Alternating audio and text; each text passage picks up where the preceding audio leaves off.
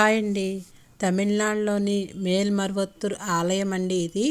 ఈ ఆలయంలో మనకి ముందుగా ఆదిపరాశక్తి అమ్మవారి పక్కనే నాగదేవత గుడి ఉంటుందండి. ఇక్కడ బాగా ఫేమస్, నాగదేవతని ఎక్కువగా ఆరాధిస్తారు. ఈ గుడికి ఒక ప్రత్యేకత కూడా ఉంది. మనకి నెలసరి వచ్చిన సమయంలో కూడా ఈ గుడికి వెళ్ళవచ్చు.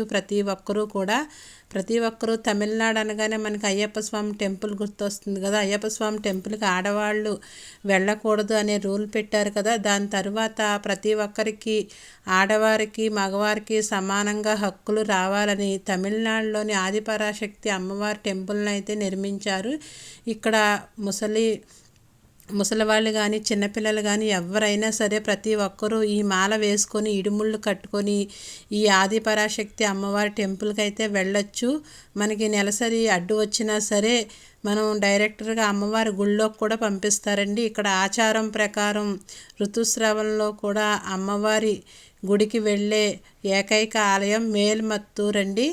కంపల్సరీగా మీకు ఒకవేళ డౌట్ ఉంటే కనుక గూగుల్లో మీరు మేల్మత్తూర్ అని కొడితే కనుక మీకు దీనికి సంబంధించిన వివరాలన్నీ ఉంటాయి. తమిళనాడులో ఈ ఆచారం అనేది ఈ ఒక్క దేవాలయంలోనే ఉంటుంది. ఆదిపరాశక్తి అమ్మవారికి ఎటువంటి అంటూ ఉండదండి. మాల వేసుకున్నాక ఒకవేళ స్నానం వచ్చినా సరే పర్వాలేదు. అమ్మవారికి స్నానం వచ్చిన గర్భగుడిలోకి ప్రవేశం ఉంటుంది. అలాగే ఇక్కడ శివలింగానికి కూడా ఆడవాళ్ళు అభిషేకం చేయవచ్చు అనే రూలు ఇక్కడ జరుగుతుంది. కాబట్టి ప్రతి ఒక్కరూ ముసలోళ్ళైనా, పెద్దోళ్ళైనా, చిన్నపిల్లలైనా, ఎవరైనా, మగవాళ్ళైనా, ఆడవాళ్ళైనా సరే ఈ ఆలయానికి మాల వేసుకొని ఇటుముళ్ళు కట్టుకొని సమర్పించుకోవచ్చు. అంతేకాదు ఇక్కడ నాగదేవత కూడా తిరుగుతూ ఉంటుందని ప్రతి ఒక్కరికి నమ్మకము. నాగదేవతని ఎక్కువగా ఆరాధిస్తారు. ఈ మేల్మత్తూరు మనకి రైల్వే స్టేషన్కి బాగా దగ్గరగా ఉంటుందండి. తమిళనాడు నుంచి మేల్మత్తూరు మనం ట్రైన్లో రావాలి. అక్కడి నుంచి మనకి టెంపుల్ కూడా చాలా దగ్గర. ఇక్కడ మనకి ఎవరైతే మనం మాల వేసి తీసుకెళ్తారో వాళ్ళే రూమ్స్ అది ఇస్తారు. ఆ రూమ్స్లోనే మనం ఒక రోజంతా ఉండి రెస్ట్ తీసుకొని నెక్స్ట్ డే మనం ఇడుములు సమర్పించుకుంటాకి మనం లైన్లో అయితే వెళ్తాము. అక్కడ 4-5 గంటలు పడుతుంది. అక్కడ దర్శనం అయిపోయిన తర్వాత రెస్ట్ తీసుకునే వాళ్ళు రెస్ట్ తీసుకుంటారు. కొంతమంది దీని చుట్టుపక్కల కంచి, అరుణాచలము ఇలా చాలా ఊళ్ళు ఉంటాయి, అవన్నీ తిరుగుతారు. అంతేకాకుండా ఇక్కడ 5-6 కిలోమీటర్ల దూరంలోనే నాగదేవత టెంపుల్ ఉంటుంది. ఆ టెంపుల్కి కూడా వెళ్ళి దర్శనం చేసుకుంటారు. అంతేకాదండి అక్కడున్న నాగదేవత గుడికి, ఇక్కడ అమ్మవారి గుడికి కూడా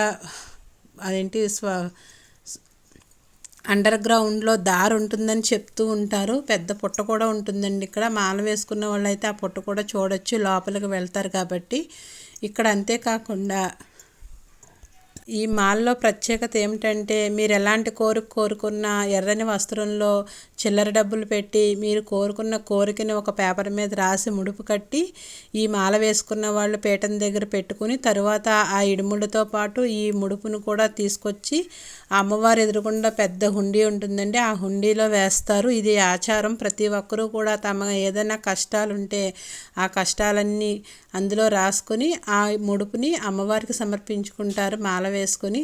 అంతేకాకుండా మనకి ఎటువంటి నరఘోష ఉన్నా, నరదిష్టి ఉన్నా సరే ఈ మాల వేసుకుంటే పోతుందని ఒక నమ్మకము. ఇక్కడ మనకి 5 రకాలతో దిష్టి అయితే తీస్తారండి.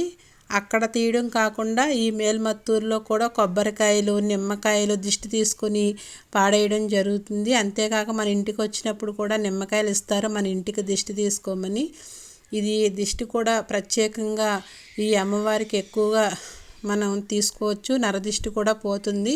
అందుకే ప్రతి ఒక్కరూ కూడా చిన్నపిల్లల కానించి పెద్దవాళ్ళ వరకు అందరూ ఈ మాల వేసుకొని ఆ ఆదిపరాశక్తి అమ్మవారిని దర్శనం చేసుకుంటారు. ఎందుకంటే దీనికి ఋతుస్రావంలో కూడా మనకి ఇబ్బంది లేకపోయినా సరే ఏకైక ఆలయం ఈ మేల్మత్తూరు ఆదిపరాశక్తి అమ్మవారు.